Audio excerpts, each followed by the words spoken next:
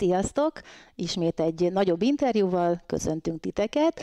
Méghozzá egy olyan versenyző fogadta el, egy volt versenyző fogadta el a meghívásomat, akinek egy olyan dolog van a tulajdonában, ami nemrég lett 25 esztendős, és senki sem mondhatja el magáról. Cingler Zsoltot köszöntöm, és 25 éves volt a hármasugró magyar csúcsod nem olyan régen, és köszönöm egyrészt, hogy elfogadtad a meghívást.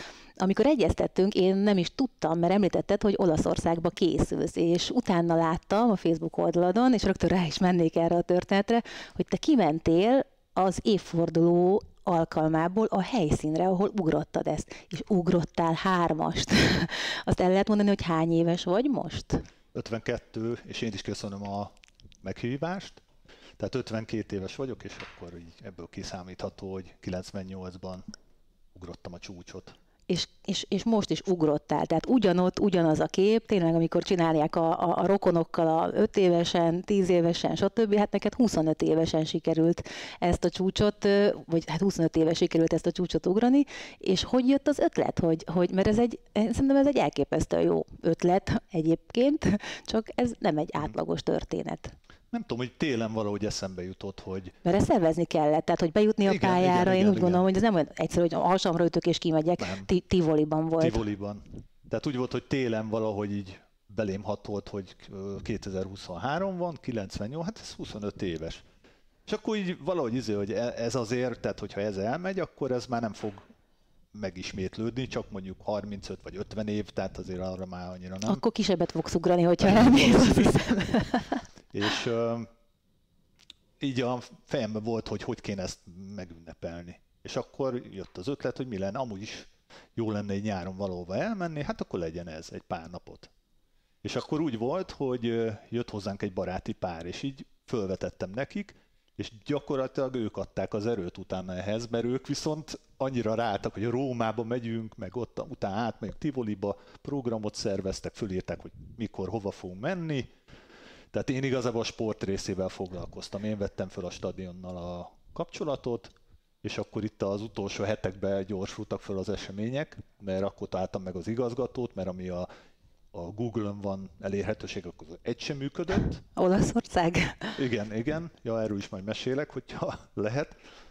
És akkor így adódott, hogy kimegyünk. Tehát igazából a baráti pár inkább azért a Rómát szerette volna megnézni.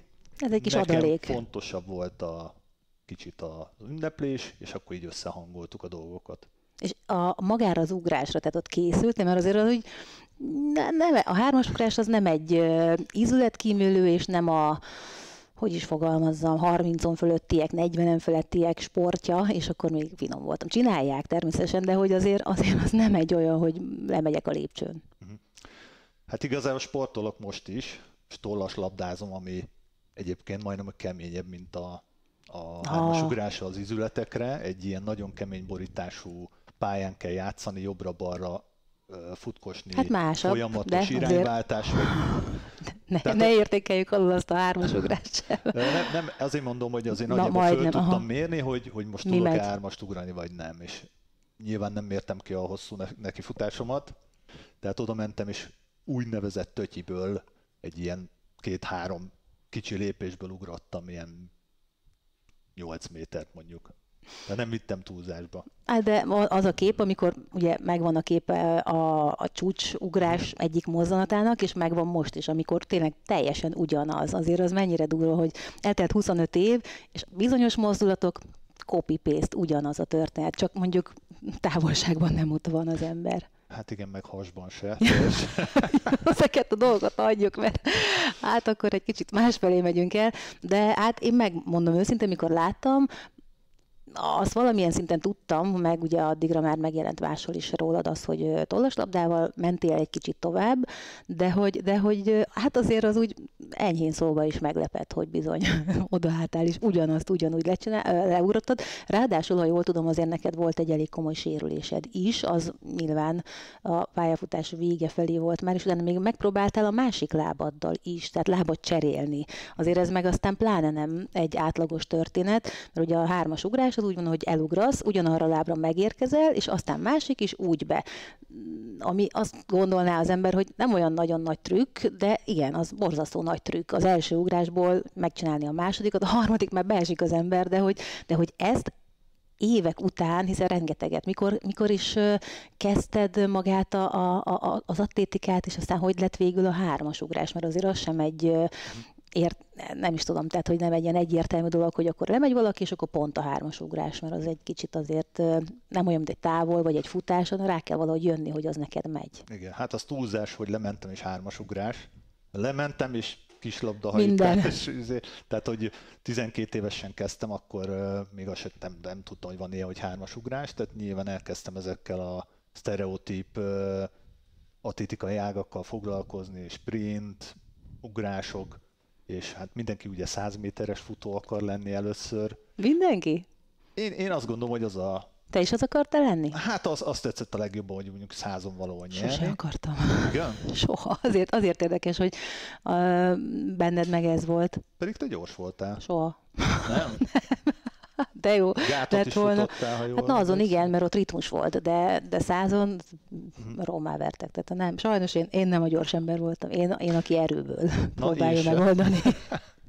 Na én se, tehát én 3-as ugrok között is inkább ilyen közepes gyorsaságú voltam, és azért ez már 12 éves koromban is úgy megmutatkozott, de akkor még azért 13 éves korunkban kezdett el ugye rendesen az atlétika bejönni az életünkbe, az már nem gyerekverseny volt, hanem voltak országos bajnokságok, Budapest bajnokság, tehát az már egy rendes atlétikai versenyzés volt, és ott indulgattam 100-on is, de olyan feszesen, meg ilyen erőködve futottam, és nem is nyertem, hogy azért kiderült, hogy az nem ennyi annyira, viszont az ugrószámokban hamarabb elértem eredményeket, és akkor ez így nyilvánvaló volt, hogy inkább ez a ág, bár akkor még futottunk mezeit, tehát ilyen 4-5 kilométeres harmadikok voltunk az OB-n csapatban a Kásivel, és 13-14 éves korban még nem lehetett akkor, nem tudom, hogy most lehet-e 3-ast ugrani. Hát szerintem 5-ös ugrás van. Igen, most is ilyen szögdelések vannak, én is úgy tudom, hogy azért nem az... tudom, a korosztályban hogy. Nem, szerintem később lehet, vagy később 15, jön be mert egyáltalán. akkor is úgy volt, hogy 15-től lehetett kezdeni, de az már 3-as ugrás volt. Szerintem most is így van, tehát hogy az alatt nem... De úgy tudom, hogy most 5-ös ugrás van.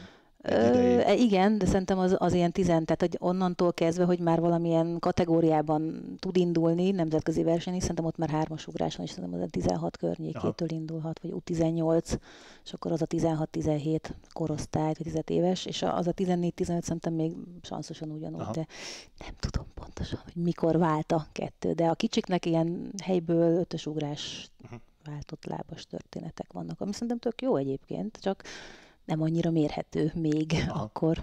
Hát talán jobban is, hogy mondjam, védi az ízületeket. Ja, egyértelműen. Nyilván nekünk is azért nem szabadott még 15 éves kor előtt, mert azért még nem kifejlett csontozattal ugrálgatni, bár szerintem a 15 se sokkal jobb még ilyen szempontból. Hát bár attól függ, hogy kinél. nem éreztem ennek a hátrányát abban az időben. És igazából úgy jött a 3-as, hogy én idősebbekkel edzettem. És ők már azért ugrottak versenyen is, és amikor az edzőm, Kasperkiewicz Gábor nem figyelt, akkor így edzésen kipróbáltam. És nekem akkor már úgy éreztem, hogy ez lesz a jó. Tehát, hogy a magashoz viszonylag alacsony voltam, magas ugráshoz, a távhoz lassú. És akkor és azt mondom, mi hogy van még? Akkor on a 3-as. Igen, mert ugye... Egyébként igen, hasonló. Tehát kell ruganyosság is, kell hozzá azért a távolugrásban, tehát azért mind a kettőben értem el, viszonylag, tehát nyertem OB-t is, távolba is, magasba is, és akkor már nagyon tetszett a 3-as, és alig vártam, hogy az első versenyemen elindulhassak. És az mikor volt? Emlékszel még rá, amikor a legelső versenyeden? Emlékszem. Az 15 éves koromban volt nyilván. Ja, amikor beindult a dolog. És ez még az építők pályán volt, aki nagyon régen a harmadik atlétizált. Nem, akkor 10. kerület. 10. kerület. Igen, a Népligetnél. Hú. Még salakos pálya volt, fekete gumin kellett neki futni, amit egyébként tökre szerettem. Tehát valahogy olyan gyors, már nem volt gyors a bokája azon a salak után nagyon furcsa, vicces. kicsit ilyen Giringyes, göröngyös. nem volt alá dolgozva semmi. Ismerős, igen. És akkor azon indultam, de viszonylag csalódás volt, szóval nem ugrottam annyit, amennyit gondoltam. Gondoltam, hogy biztos valami aranyjelvény, hát nem lett. Ó. 13 fölött egy ilyen 13-19, ha jól emlékszem. Tehát így viszonylag csalódás volt, és hogy mondjam, akkor jöttem rá arra, hogy azért nem úgy mennek a dolgok, hogy állok és rögtön megy, és volt is benne egy fokozatosság. És viszont a 3-as ugrásban meg tényleg rájössz valamire, vagy megérzel valamit, az így ilyen fél métereket jelenthet, főleg az elején. Sajnos felnőtt korban már nem annyira, de... Hát ott igen, nehezebb sokkal, minden centér egy idő múlva meg kell harcolni, tehát hogy az 3-as ugrásban meg mondjuk egy ugrásnál is, hogyha már egy centit, akkor az összesen 3 is tud lenni, de épp ezért több a rontási lehetőség is, mert hogy 3 olyan dolgot csinálsz, vagy 3-szor próbálkozol, mint a távolugrásba beindítod, aztán végigcsinálod, és hát egy gátfutó most biztos az aztán, szólna, mert igen, náluk meg 10. legalább 3-6 kísérlet van, attól függ, hogy igen. jutunk-e a döntőbe, vagy nem. Normál esetben, igen. És akkor végülis az év végére már 13.88-at ugrottam.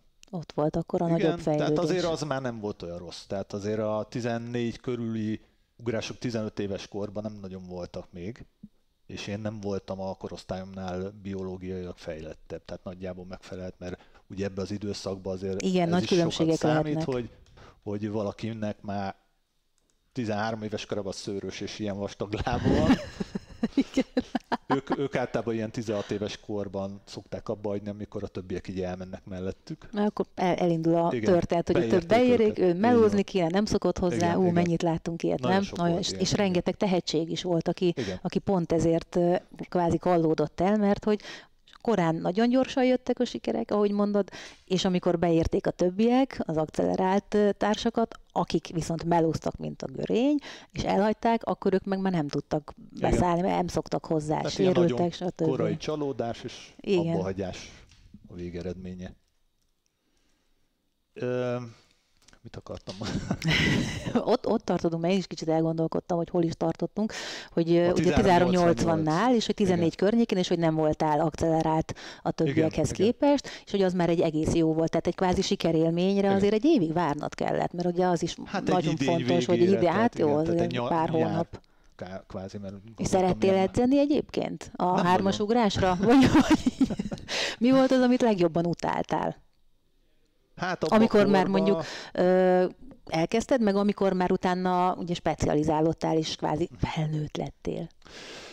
Hát ebben az időszakban a legjobban az edzésre járást utáltam. Sokszor volt az, hogy jöttem az a suliból, az őrsvezértérnél így néztem, hogy ugye... Jobbra vagy balra? Igen, hogy egyenesen vagy balra, és ott sokszor eldőlt, hogy inkább balra. Ha már ott voltam, végül is edzések mentek, tehát amit én utáltam, szerintem azt a legtöbben utáltuk, tehát a futások, ami, hogy mondjam, ilyen oxigénhiánnyal jár és savasodással, illetve a hosszabb futások, tehát ez volt talán, ez a 2 volt rossz. Szögdeléseket szerettem nagyon, a súlyemelést is szerettem, tehát inkább ezek a állóképességiek. És ez amikor már csak maradt, úgy idézőjelben maradt, mert hát nyilván azért volt egy felkészülési metódusotok, akkor is maradtak ezek a dolgok, amiket utáltál, vagy volt, amit le tudtál spórolni? Hát felnőtt korra ugye ezek nagyon megváltoznak. Tehát, hát másképp állsz a dologhoz, mint mondjuk 15 évesen. Már azért jön a monotónia be, tehát azért még 15-16 éves korban még élvezi nagyon az ember szerintem, legalábbis én így voltam vele. Normális esetben igen, ha nem, akkor már rég rossz. Igen. És azért ilyen bejött már felnőtt korba, szóval amikor már hidegbe, délelőtt nekiállni, szögdelni, olyan az ember lába, mint a bot, tehát hogy semmi ruganyosság. De próbáld meg. Igen, és utána még fussál 6 darab 120-at. És akkor, tehát ezek ugye nehezek voltak, és visszatérve tehát úgy szerettem ezeket az edzéseket, de hát elég link voltam, azt el kell ismerni. Tehát mit jelent az, hogy link voltál? Hát ez, amit mondta, az őrsöndöltel. Ja, mert a jobbra megyek, balra megyek? Igen. És ott az edzésen egyébként, hogyha tehát most tedd a szívedre a kezed, amit tudtál, mikortól kezdtél kihozni magadból edzésen is? Tehát, hogy mondtad, hogy az elején link voltál, vagy amikor már oda leértél, akkor már ott úgy 150%-ban ott voltál, vagy ott is voltak olyanok, amikre nyilván az ember utána ezt is átértékeli, hogy hozzáérik fejben, hogy ez egyébként miről szól, meg látja a lehetőséget, de hogy voltak esetleg ilyen kis Stiklik. Hát, az persze, hogy volt. De igazából én akkor is olyan voltam, hogy ami sikerélményem volt, azt nyilván jobban szerettem. Tehát, hogyha mondjuk jól ment a futás, mert éppen úgy alakult, vagy a többieket meg tudtam verni, de ugye a szögdelések ezek mindig jól mentek, tehát ezeket élveztem. És a zögdelésre térnék vissza, hogy, tehát, hogy az ugye nyilván kialakul, hogy melyik lábbal kezded, és aztán hogy van. És az, amikor úgy döntöttél, hogy megpróbálod, tehát hogy ezt egy kicsit meghapargatnám ezt a történetet, hogy hogyan történt az, hogy másik lábról, mert ott is nem tudom pontosan, hogy mikortól van, de hogy ott is egy egészen jó egyéni csúcsot tudtál aztán végül ugrani, ami azért meglepő. Próbálkoztam én is ilyen lábcserével, kevésbé jött be. Hát annyira, azt kell mondani, nekem se jött be annyira. Hát nem annyira azért... nyilván, mert előtte azért így voltak elég komoly, egy magyar igen. csúcs például, illetve hát ugye világbajnoki érmes vagy fedett pályán, tehát egy kicsit azért egy köthető a mostani augusztusi VB-hez is, hogy itt vagy, de nem azért, nem csak azért, de hogy azért mennyi volt, amit a másik, tehát amit megfordított? 15,99 volt, az első verseny 15,75. Hát igen, sajnos a 16 nem lett meg. Az lett volna az igazán szép, pedig így ez a 1 centi. Igen, bár a Spirijev Attila mindig mondta, ő volt a menedzserünk, most pedig az Atlétikai Szövetségnek a... Hát meg ugye a Gyulait szervezi, tehát hogy benne van valahol az atlétikában. És ő mondta mindig, hogy felejtsük már ezt a 16 métert. Tehát az nem egy nemzetközi. Tehát ugye 17 igen. fölött indul a nemzetközi. Igen, de a másik lábból azért az nagyon nem mindegy. Hát igen, az meg kicsit ilyen kényszerűség volt már. Ez már annyira a végén volt, hogy azt már éreztem, hogy a vége lesz. Ugye előtte volt a műtét, ez 2000 március talán akkor volt a műtét, és igazából nem nagyon javult. Tehát mindig, tehát ez 2000-es években lidokain injekcióval kezdtem a versenyeket. Nagyon és jó. akkor az olyan 3 ugrásig jó volt, aztán ugyanúgy ilyen... A pontos problémádat elmondod? Hogy miért kaptad, és hová, meg ilyen... Mert azért, hogy néhányszor előfordul, hogy az embernek vannak bajai, de az, hogyha egy egész szezont így kell végigtolni, az úgy azért elég kemény. Hát azt kell mondani, hogy ez a 3-as ugrásnak a... Hozadéka. Tehát ez ugye szépen évek alatt rakodott össze, hogy a végén már olyan sérülés volt, amit műteni kellett. Igazából ez úgy van, hogy nekem a legtöbb sérülésem, vagy inkább azt mondom, hogy talán az egyetlen sérülés fajtám volt ez, hogy nem aktív talajfogással fogtam meg a másodikat, hanem picit így bele zökken. És akkor a szárkapos csont így lekoppan az alatta lévő, nem tudom, bokacsont, talán valami boka lehet ott már. És akkor az ott egyből érzed, hogy az fáj, és az begyullad, és utána nem tudsz ugrani x ideig, bevérzik, stb. És ebből volt egy jó pár nekem, plusz ugye állandóan terheltük, tehát éveken keresztül. Hát igen, nincs lehetőség arra, hogy igen. Pihent ki, és akkor majd 2 hónap múlva folytatjuk. Hát 2 hónapot egy aktív atléta nem tud pihenni igen. Egy évben, mert nincs. Tehát max az 1, és akkor az már nagyon jó. Igen. És ugye 2000-ben így megvizsgáltattuk, és már volt egy ilyen messzes lerakódás így ahol mindig ütődött. Vízületnél, vagy alatta. Aha. És akkor ezt így lesévelték, szaknyelven így mondták, és azt hittem, hogy akkor ez majd tök jó lesz, és amikor elkezdtem ugrani, éreztem, hogy nagyon nem változott, és így ha visszatekintek, ugye nagyon szépen aktívan tudtam még ilyen 15-16 évesen odarakni, és ez mint hogyha egy elmúlt volna. És arra gondolok, hogy ugye van a lábfejnek, vagy igen, tehát van egy ilyen tompító hatása, egy ilyen ruganyossága, és valahogy az megy el. Kb. Olyan, mintha ilyen süllyedés lenne, ahogy mondják, ezt lúttalpa lenne az embernek. Tehát, hogy magyarul nem volt már ez a ruganyosság benne, és így kvázi így raktam le a lábamat a rekordtára második ugrásnál. És akkor ezt úgy félti az ember, akkor a derekára is akkor elkezd rámenni. Igen, tér, de hát így össze van minden szépen kapcsolva. Igen. Most már így teljesen más metódus van így az edzésekben is, nem ilyen láncokban gondolkodnak, nem külön izomcsoportokban, ami valahol szerintem tök jó, meg teljesen más az egész. És ha már itt vagyunk, akkor egy kicsit abban kérdezném a véleményedet, hogy tényleg tehát közelében nincs sajnos most olyan magyar hármasugró, aki esetleg majd valamikor, vagy még nagyon olyan fiatal, hogy nem tudjuk, végül is 15 évesen dönt, hogy jobbra vagy balra, de hogy az őrsön, de hogy szerinted mi lehet az oka, hogy mind a női, mind a férfi hármasugrás ilyen megközelíthetetlen megdöntés szempontjából? Hát érdekes, mert ugye a futószámokban meg döntögetünk. Igen. Meg mondjuk most a női távolugrók is azért igazán jó formákban vannak, az elmúlt években ugye többen is ott vannak, de a hármas az úgy évek óta valahogy ilyen üres. Most nem bántani akarok semmit, de hogy nyilván nem tudja az ember, hogy miket edzett, de hogy szerinted mi lehet a kulcs erre? Van erre ötleted, vagy bármi? Hát nem tudom, mert igazából ugye amit én oknak vélek, az ugye a 100-nál meg ilyen futószámoknál megdől, vagy akár a távolnál. Mert én arra gondolok, hogy ugye a gyerekeket elvonza egyéb más sportág, illetve egyéb más tevékenységek, mint ugye a játékok. Hát nehezebb például, most már úgy motiválni, talán. Hát nagyon nehéz lerángatni az internetről már őket. Főleg egy olyan sportágban, ahol azért meg kell fáradni. Szenvedni kell, mint szerintem minden sportágban, hogyha az ember ilyen normál esetben igen, egy idő múlva igen. Biztos.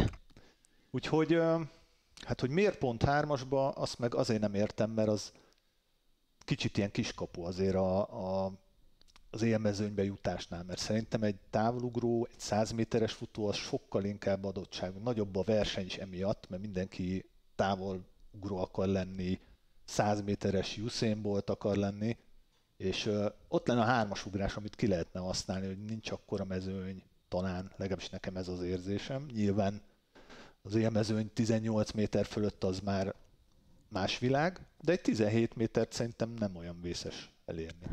Aztán látod, mégse sikerül igazán sok éve hát, senkinek itt körülöttünk, úgyhogy tudom, én is nagyon sokat gondolok, hát a női hármasugrás és 96-os a csúcs, tehát hogy azért az is elképesztő, és az 14 méter 0-0, tehát még azt se lehet mondani, hogy az egy annyira erős csúcs lenne, mert a mai világban nem tudom, hogy hol lenne elég döntőt ugrani vele. Tehát, hogy, mert a tiéd azért azzal ott majdnem mindig az benne lenne. Tehát, hogy azért az nem egy olyan. Olimpián még döntő. Igen, tehát a 14-0-0 az meg azóta már nyilván az hát nem... azt meg illene már. Igen, illene már, jó lenne, tehát hogy csak valahogy ott is ilyen... És ha jól tudom, egy gátas ugrotta. Igen, ráadásul Bálincita ugrotta, tehát hogy ő sem olyan túlságosan régen foglalkozott akkor azzal a hármasugrással, de ő is baromi gyors volt, bevállalta, aztán így sikerült. Tehát, hogy így nem volt az egy nem megbántani akarom, de nem volt egy annyira kiiskolázott technika, amivel ugrotta ezt, ami lehetett volna, hogyha mondjuk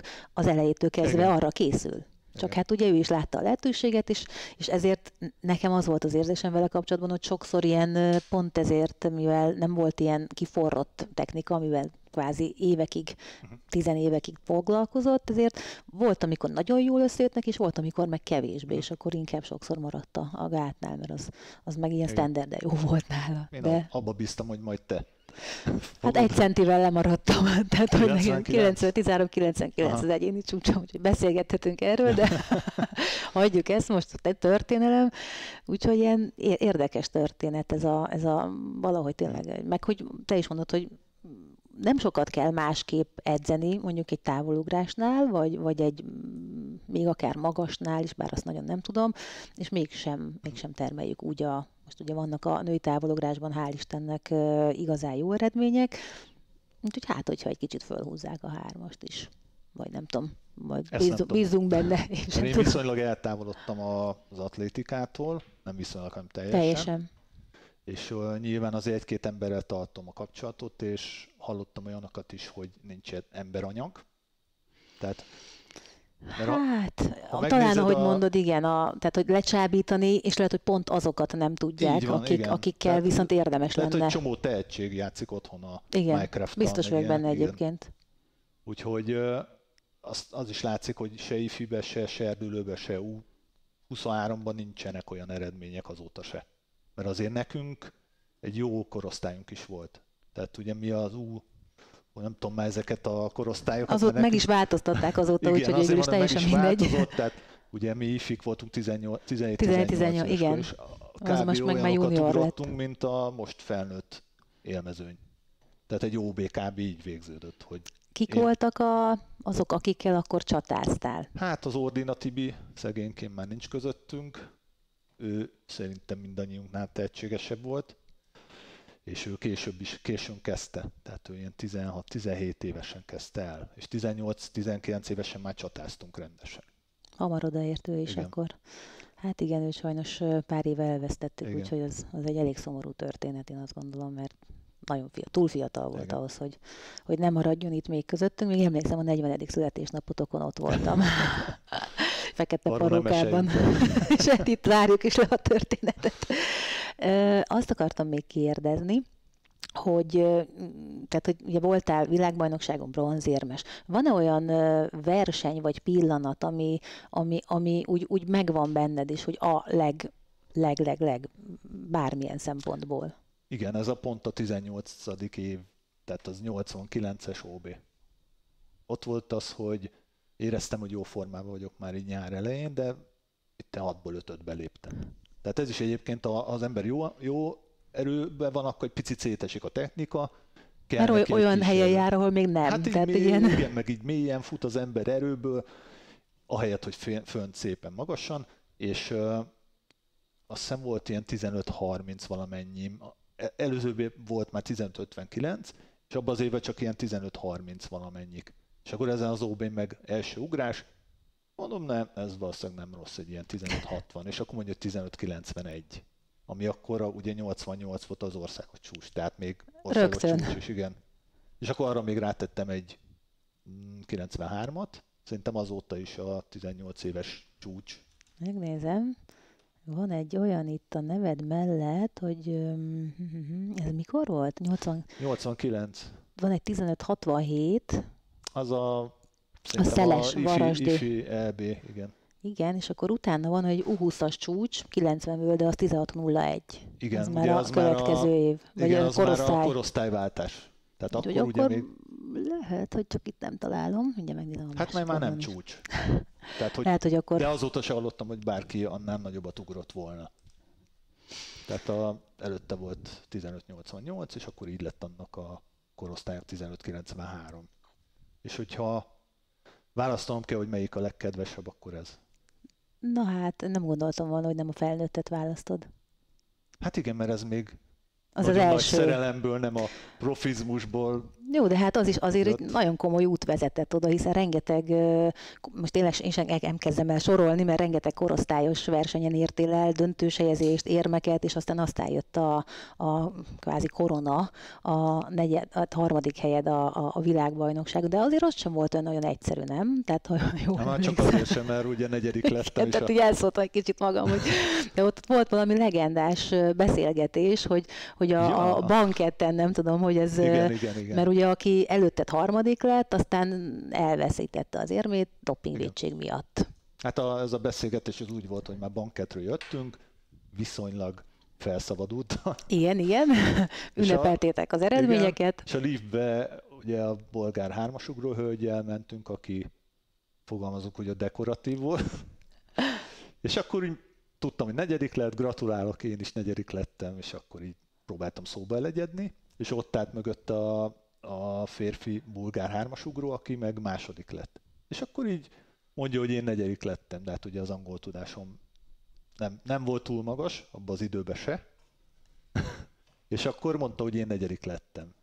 Jó, mondom, nem is nagyon értettem, hogy miért. Három, nem hármat, mert negyedik voltál eleve. És azt, igen. És akkor mondta. Hogy harmadik lettem, igen. És nem értetted, hogy... Nem értem, jó, hogy miért. Biztos rosszul mutatott valamilyen kis csomagot, hogy ez, és akkor jó, oké. Kiszálltunk, mentünk lefeküdni, leteszem a fejem párnára, és akkor hatott belém, hogy ez azt mondta, hogy... Harmadik vagyok.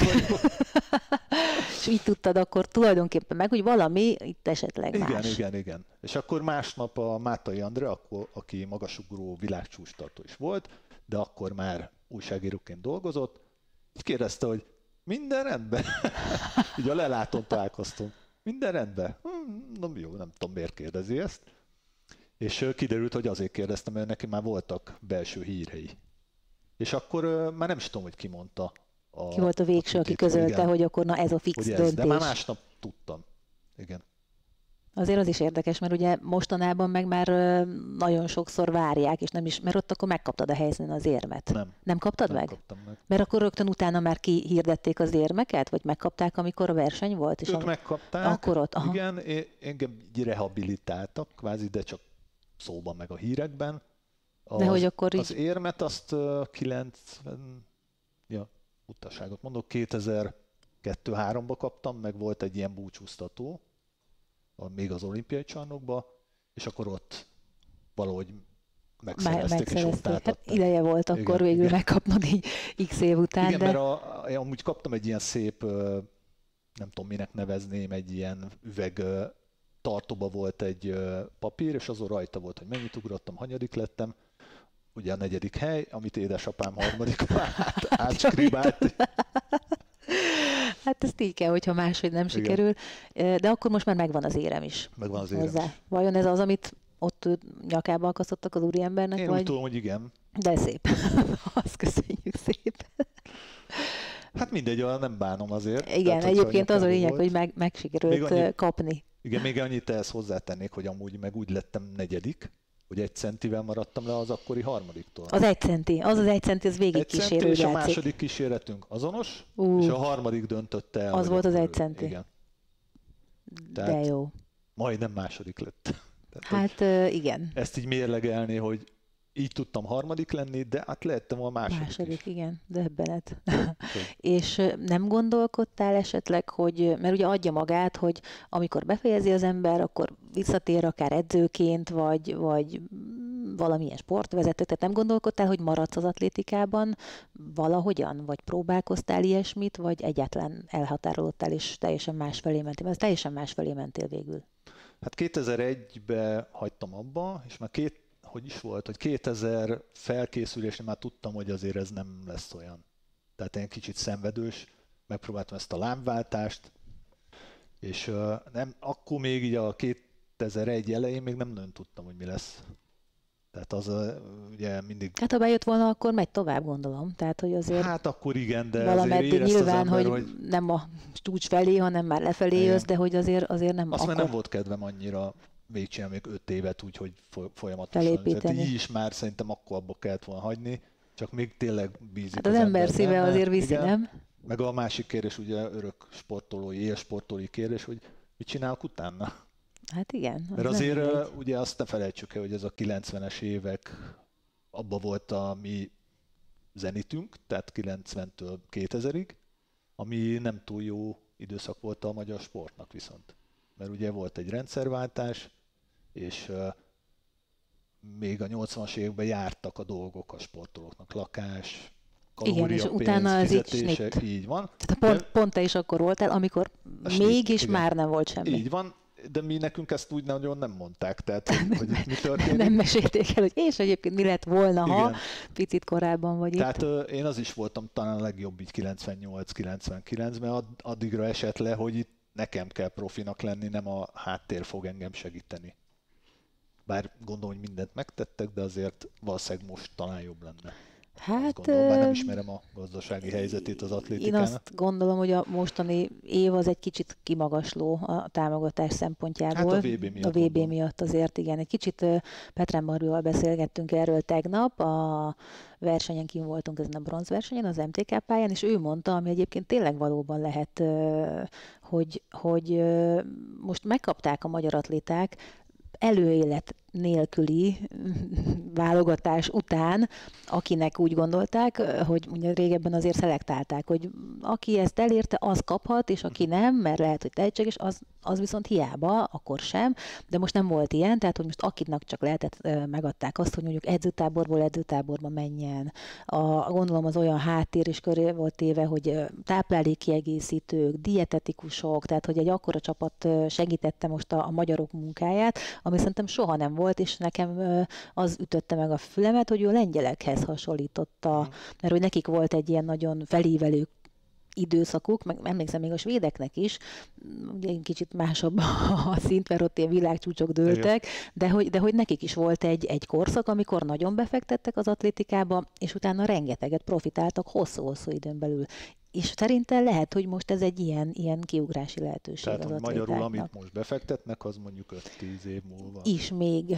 Mert hogy ugye most is lesz hatása, de hogy elindul egy olyan folyamat, hogy látják azt, hogy igenis el lehet jutni magyarként is, akár egy 400-as európai ranglista elejére, hogy ne menjünk túlságosan messzire, ami azért én azt gondolom, hogy igazán motivációt tud adni azoknak, akik egy kicsit is elhivatottak, mert az úgy kell egy ilyen kis kattanás talán, hogy valaki tényleg lemenjen és így gürizzen egész nyáron, ahelyett, Igen. hogy mondjuk nyaralna, mert azért így erről szól az atlétika nyárról, meg a tél, meg a eső, hát meg a tél minden. a rossz, vagy legalábbis nekem az. Hát igen, nem szerettem én sem. Hát igen, ez a pénzkérdés, az kérdés, hogy mennyire az utánpótlásba került, ami most...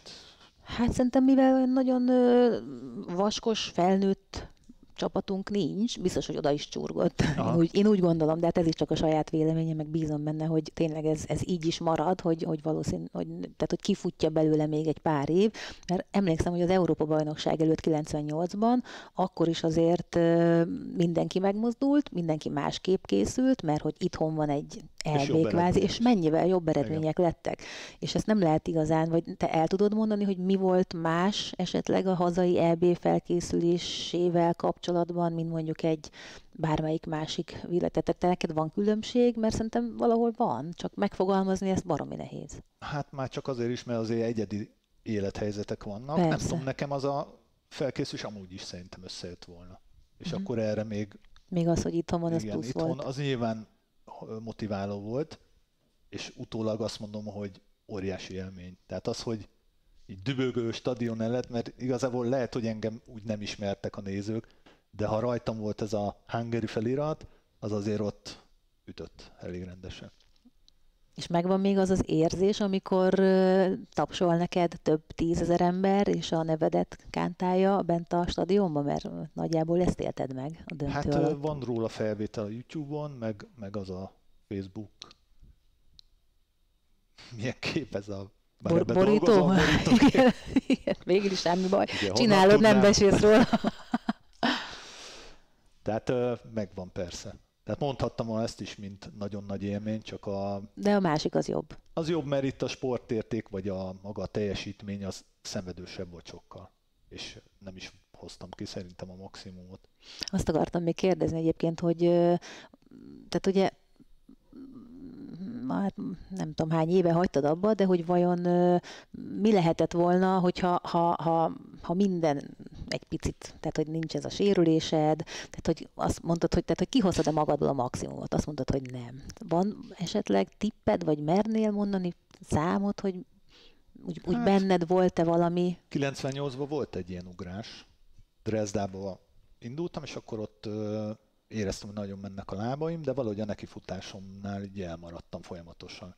És az elsőnél ugrottam így 16-90-et, de úgy, hogy ott nem is voltam deszkán, meg hát tudod ilyenkor hát nem olyan a nekifutás, igen. nyújtogatod a végét, és akkor mindig jöttem közelebb, és akkor így sikerült egy 17-20, és akkor az utolsóra mondom, ez most össze, és éreztem is, hogy szállok, repülök, leérkeztem, nézem, ugye a 17-20-nál is megnéztem, és pont ott jó helyen volt a mérce.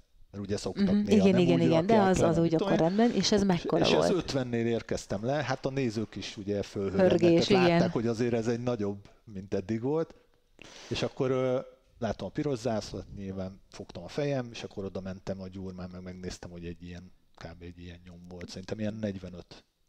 És azt szerintem az jó lett volna így. Tehát, hogy annyi még benned lett volna. Benned is volt ezek alapján, de hogy annyira képes lett igen, volna. szerintem annál jobbat már nem gondolom, hogy... Tehát én szerintem ez a 17-50-es ugró lettem volna. Akkor még 50 évig lehet, hogy nem, de cáfoljanak ránk a fiatalok, én azt gondolom. Van a igazság szerint most ugye itt lesz a világbajnokság, kimész megnézni? Én úgy tudom, igen. És mikor, mit? Hát a 3-asra vettem jegyet, aztán később kaptam, hogy mondjam, ilyen tiszteletjegyet, igen. Tehát igazából végig kint tudok lenni, és úgy is jelöltem be, mert meg hogy kell akkor, hogy mész ki. Hát azért ez egy nagy dolog. Akkor nyilván a munkával össze kell egyeztetni, de ami pedig, mert még mindig nem jutottunk el odáig, hogy csak azért szeretném így oda tenni a pontot a mondat végére, hogy, tehát, hogy teljesen eltávolodtál, hogy az atlétikától, másik irányba mentél, azaz, Hát ilyen webfejlesztő vagyok, grafikus. A net előtt ülsz. Igen. És így kezdtél el, aztán a tollaslabdával egy picit vissza. Hány éve? És hogy jutottál egyébként a tollaslabdához le? Mert azért Hát az nem egy olyan, hogy az utcán látja az ember, mert ott... Hát az egy ilyen véletlen történet. Barátaim már voltak egyszer-kétszer, és akkor mondta, hogy lefoglaltak még egy időpontot, akkor menjünk el. Elmentünk, akkor még úgy játszogattunk. Tehát, hogy jó, oké, elment egy óra, mozogtunk, tök jó. És akkor megláttam a mostani edzőmet, aki olyanokat ütött a labdába, hogy így fölrobbant a csarnok. Tehát olyanokat szólt, és igazából ez döntötte, hogy ezt nekem meg kell tanulni. A hanghatás volt, ami motivált? Így van. Zseniális. Meg ahogy mozgott az a lazasság, így közelről látni egy tollaslabda meccset, hát az ég és föld. Lehet hasonlítani a YouTube-os felvételekkel. Hát pont azt a dinamikát, meg azt az erőt veszi el, mint minden sport. Dinamika és lazaság, nagyon fontos. Tehát hát ugye azt kell mondani, hogy teljesen az ellentétje az atlétikának. Ott ugye fönn, magasan, bokával, itt lent, mélyen és szinte úszva kell menni a... Ha megpróbálom, lehet én is, akkor lent mélyen ez megy. Volt valami, tehát hogy szerinted neked mi volt az igazán erősséged, ami től ez a csúcs, ez még a mai napig is akár csúcs. Tehát, hogy keresem azt, hogy jól fogalmazzam fizikálisan meg. Vagy bármilyen téren. Tehát akár fejben is, mert azt gondolom, hogy az is a tehetség része, hogy valaki hogyan viseli a nyomást, hogyan versenyez, milyen versenyző típus, illetve fizikálisan vagy képességben volt-e valami olyan, ami szerinted, vagy ami nélkül nem jutottál volna idáig? Hát fizikálisan az, hogy vékony voltam, tehát kis tettsúlyhoz viszonylag elég erős voltam, tehát ugye a relatív erőm az jó volt, ruganyos voltam, tehát pont volt egy ilyen felmérés, hogy helyből felugrás, és a súly nélkül az mindenki agyonvert, de 40 kilóval már én nyertem, és szerintem pont ez a tartománya a hármasugrásnak a második elugrása, meg a harmadik is. Tehát fizikálisan talán ez, a mozgástanulásom is elég jó volt, tehát a technika, ráadásul agilis voltam ilyen téren, tehát ilyen VHS lassításokat csináltam. Hajdan még a videókazetták, te jó ég! Így meg a lejátszós gombot, és el is rontottam a lejátszót. Tehát ez, és akkor ugye a 98-ra jutottam el odáig, hogy ezt a profi szemléletet próbáltam így elsajátítani. Mert azért azt tudni kell, hogy én ilyen munkás családból származom, Kőbányáról, még a Hős utcában is laktunk, azt talán mondok sok mindent, igen. Tehát, hogyha rákeresel, hogy melyik ingatlan a legolcsóbb most, vagy hol lehet legolcsóbban Budapesten. Ha mersz oda menni, igen. Ha mersz oda menni. És tehát ott ugye teljesen más felfogásban azért lehetett látni, hogy az emberek nincsenek olyan színvonalon, és ezt nekem meg kellett tanulnom, főleg felnőtt korban, és arra talán büszke vagyok, hogy odaig eljutottam, hogy világversenyen is tudtam hozni magam. De viszont nagyon sokszor meg nem, és az meg szerintem ennek köszönhető. És tehát abszolút magadra voltál hagyva ebben a kvázi folyamban, mert ezt valaki vagy van igénye erre, hogy erre is figyeljen, vagy alakul, ahogy alakul. Van, aki meg külső segítséget kér, bár abban az időben szerintem nem nagyon voltak ilyen sportpszichológusok, vagy tehát, hogy ott vadászni kellett, és az is már akkor, amikor már te szerintem kifelé mentél belőle. Igen. Akkor talán kezdődött el ez a folyamat itthon is begyűrűzni, hogy akkor ennek van értelme és létjogosultsága, és rengeteget hozzá tud tenni az eredményhez. Hát volt segítségkérés is, de én azt gondolom, hogy ez ilyen saját. Tehát, hogy ugye ezt átgondolja az ember, vannak ilyen töréspontok, hogy mikor bizonytalanodik el egy világversenyen, vagy a felkészülésben, és ezekre megpróbáltam nagyon odafigyelni. És szerintem ez juttatott odáig el. Hogy na most ott emlékszem, hogy a bemelegítésnél nagyon megizzadtam, azt nem szabad csinálni meg. Várni kell, tudom, hogy hosszan megyünk be, nem úgy van, mint otthon, és ez kell ennyi idő. Hogy összeálljon szépen. Ha már világbajnokság, akkor egy kicsit rákérdeznék még így a hazai versenyrendszerre, hiszen te is egy teljesen más rendszerben éltél, meg én is még. Én örülök egy picit, hogy nem vagyok ebben, hiszen ugye most 2 úton lehet kijutni egy bármilyen világversenyre, vagy megugrod a bődületesen erős szintet, vagy megfutod, megdobod, vagy pedig a világranglistás helyezéseid alapján érsz oda, hogy kipótolják veled még, vagy feltöltik a hiányzó létszámot. Szerinted ez jobb, vagy rosszabb? Merre haladt a történet? Mert ugye itt attól függ, hogy milyen versenyen tudsz indulni, hányszor, tehát hogy azért itt vannak olyan külső tényezők, hogy melyik érában versenyeznél, ha... Igen, mondjuk nem tudjuk, hogy milyen lenne a szint, stb. Nem csak ezért, mert ugye én már hallottam erről, de azért te magyaráztad el itt, mikor találkoztunk. Na hát akkor tessék, ez hogy működik. Feldolgoztuk. De egyébként, hogyha így megnézem, nekünk is ugye ez a szint teljesítéses történet volt, és azt egy eseményhez kötik a kijutásodat. Tehát én azt gondolom, hogy lehet, hogy jobb az, amikor te folyamatosan, hogy mondjam, megmérhető vagy, és az alapján jutsz ki.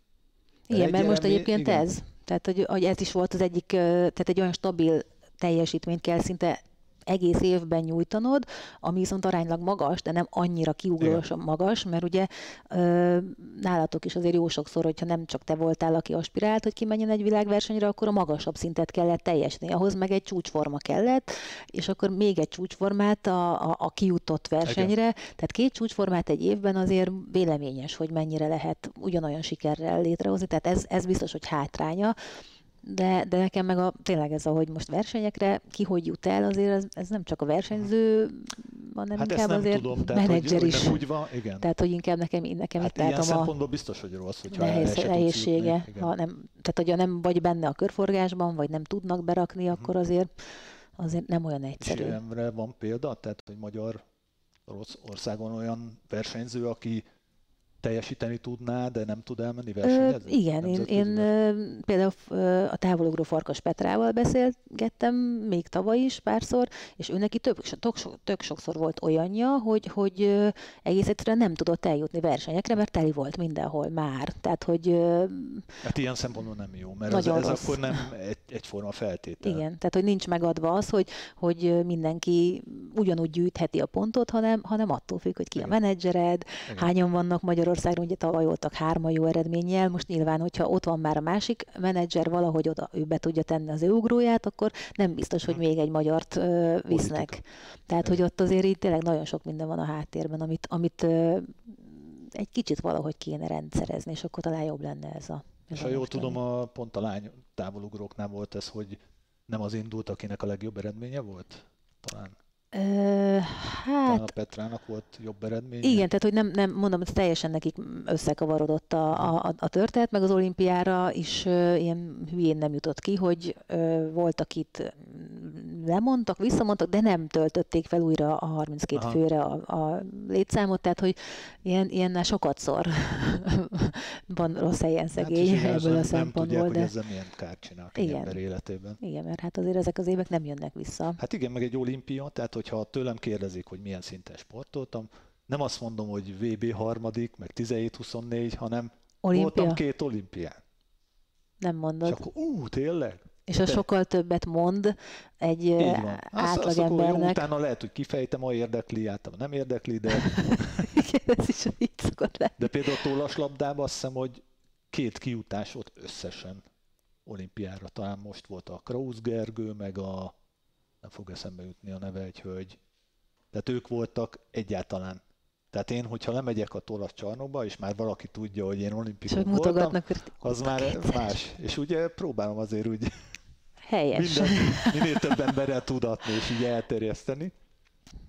Úgyhogy hát ezeket az eredményeket egyébként így sokkal jobban felértékeli az ember. Hogyha van egy ilyen sportág, ahol lemegy teljesen kezdőként, meg hülyére verik, bocsánat. Bőven belefér szerintem, semmi olyat nem mondtál vele. Hát, és változott benned visszatekintve, tehát akkor, vagy csinálnál másként valamit, vagy volt olyan valami, amit idézőjelben nagyon megbántál, és ha azt nem úgy, akkor nem ez lett volna, vagy nem arra, tehát hogy volt valamilyen ilyen fordulópont, ami vissza tudsz, nem biztos, hogy van, csak hogyha volt, hát, akkor Hát globálisan, hogy ezt a profizmus sokkal előbb kellett volna figyelnem. De tudtad volna? Hát ez jó kérdés, mert akkor csináltam volna. Igen, én is azért gondolom, hogy... Hát mondhatnám, hogy akkor jó volt ez így. ez a jó válasz, hogyha ezt így érzed, akkor ha nem ugrik be rögtön egy ilyen, ezt nem úgy, azt nem úgy kellett volna, az én azt gondolom, hogy szerintem azért az jó. Változtatni. Hát igen, lehet, hogy kvázi volt, csak elfogadtad, vagy úgy fel, de az is egy jó, én azt gondolom. De egyébként fura, hogy többen mondták, hogy hát mi azt hittük, neked majd jobb lesz, és még nekem kellett megvédenem a saját pályafutásomat. Hogy egyébként ez nem hát volt. Jó, hát lehetett volna jobb is, de mindenkinek lehet. Igen, ezt én is hallottam rólad, hogy mekkora tehetség voltál, és hogy nem itt kellett volna vége lennie, és már ugye a eredménynek. Egy olyan országos csúcsról beszélve, ami 25 éve megdönthetetlen. Tehát, hogy tényleg azért ezt tényleg helyén kell kezelni, én azt gondolom, mert nem tudom, hogy nem sok olyan csúcs van, ami ha majdnem 20-30 éves, de hát ez az egyik. Most a 200 női az igen, 81-es volt. Hát az is megdőlt. Igen. Tehát, az legalább megdőlt. Az legalább megdőlt, igen. Bár milyen lenne, hogyha megdöntenék a csúcsodat? De én nem lennék egyáltalán zabos vagy, de már akkor se lettem volna. Tehát, hogyha mondjuk jó, hát amikor sportoltam, és valaki hirtelen magyar ellenfél, az, hogy azért nem esik jól. Volna, mert ugye szeretted volna, hogyha van olyan, akivel konstans tudsz csatálni? Hát tehát, szeretni hogy... nem szerettem volna azért, de biztos, hogy jót tett. Igen, biztos, hogy hasznos lett volna. Hát ja, akkor mindig az egyik itthon maradt volna, tehát ezt meg tapasztaltam, hogy ketten. Ugye volt ilyen azért. Igen, jogos, hogyha a nagyobb szintet mert nálunk ugye úgy volt, hogy volt egy erős szint, meg hogyha többen akarnak menni egy országból, is volt egy jóval gyengébb szint, hogyha csak egy emberes volt a történet. Hát igen. Erről is mesélni tudnék én is, de hát ez ilyen történet. Szuper. Hát Szanya, is az lenne még egy utolsó kérdésem, hogy szerinted a világbajnokságon, vagy neked van-e olyan, akitől mondjuk meglepetést vársz, vagy kiugró eredményt, vagy... Magyarok közül? Aha, magyarok közül, és nemzetközi szinten is. Hát most a női 100 ugye ígéretes, meg a 200 is. Ez a fiú a 94-98-al 400-on. Az a baj, nevekkel már kevésbé vagyok. Ahogy így kiesünk az atlétikából, így nyilván ez is meg. Hát ő teljesen más korosztály már. Legyünk elnézőek ebbe a korban, nem mindenre. Nem mindenre. Bár reggel láttam a Facebookon az eredményeket, de... Úgyhogy hát ők, Halász Bence, őt pont tudom a nevét. Már hallottuk annyiszor. Igen, hát kalapácsban mindig azért van magyar remény. És a női távolugrók, hogy egy kicsit még témába vágjak itt. Hát döntős eredmény lehet. Naszti volt ugye tehát már egyszer akkor döntőben. Mondanám, hogy ők is, igen. Ők is talán. Tegnap volt ugye 6.75-öt ugrott Lestidia. Ezeket nem tudom. Nem tudod? Hát aha. Akkor most tudom. Ráadásul volt egy olyan ugrása az, amit... Még nagyobb akár?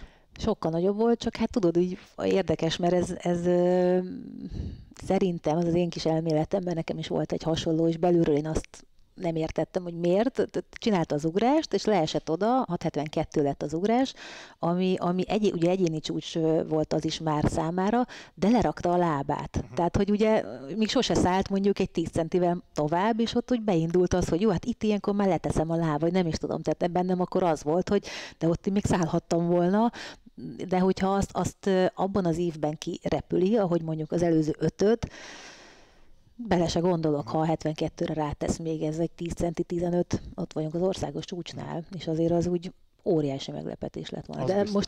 Szerintem ő most ilyen formában van. Aha. Tény is való, hogy új volt a pálya, ugye az a VB talaját kapta meg az MTK pálya most, úgyhogy jó kis kedves hátszél volt, kicsit oldalról, tehát nem az a mondópálya. Te vártál annó, vagy szerettél volna mondót itthon, mert ugye amikor te is versenyeztél, akkor még nem volt, meg hát egészen idáig nem volt. Hát biztos te is tudod, hogy az edzésre az nem annyira... Igen, csak a verseny meg teljesen más. Hát igen, mondjuk egy verseny előtti edzés az jó lett volna mondón csinálni, viszont annyira kemény, hogy azért egy téli felkészülésnél hát az lehet brutál, igen. Csonthártyagyulladás lett volna, meg még a fene tudja mi. Tudja mi, igen. Bár most ezt én is kérdeztem, mikor voltunk ilyen stadion bejáráson, akkor azt mondták, meg kaptunk egy ilyen kis kulcstartót, persze nincs itt, ami egy mondó darab, és abban tényleg alulról ilyen kis lukak vannak, és azt mondták, Mátráz Imre mesélte, hogy attól függ, hogy milyen kemény egy mondópálya, hogy mennyire töltik meg ezeket a lukakat a ragasztóval. Tehát azt külön lehet kérni, és hogyha nem rontják el, akkor az úgy is marad, mert hogyha teljesen belemegy, a ragasztó megkeményedik, működik, akkor baromi kemény, Aha. igen, de hogyha nem, akkor az tényleg egy ilyen mocskos, rugalmas Aha. anyag. Tehát, hogy ahol én indultam, annól szerintem ott már kőkemény volt, mert hogy olyan régi volt, meg... És kőkeményeken Tehát, hogy én csak azt emlékszem, igen. tényleg, mint a beton. Szóval Igen. az így húhá. Tegnap ott kicsit próbáltam tapicskálni rajta, de az úgy nem ugyanaz, mint A amikor az szögesbe emberet... kéne. Igen, kapargatnánk ott a jó kis hangját a mondónak, Aha. érdekes. De ez a mondó, úgy emlékszem, hogy volt az olimpián, hogy pont ilyen 400-800-nál volt a legideálisabb. Igen, és ez elvileg ugyanaz, mint ami talán a tokiói pálya, tehát hogy amit az utóbbi években csináltak már nagyjából mindenhol, tehát a VB pályája is olyan lesz, úgyhogy kíváncsian várjuk. Hát a 400 az lehet, hogy meg. Az lehet. Igen, jó lenne, hogyha ott dőlne meg a történet.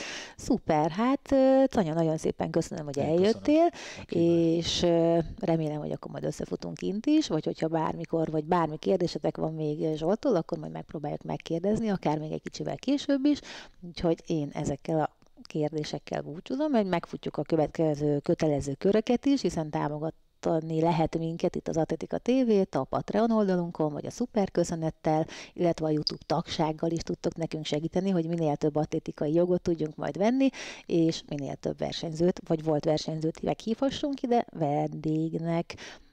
Sziasztok! És iratkozzatok föl. És iratkozzatok föl. Köszönöm szépen. Hiába a webes profi megszólalt.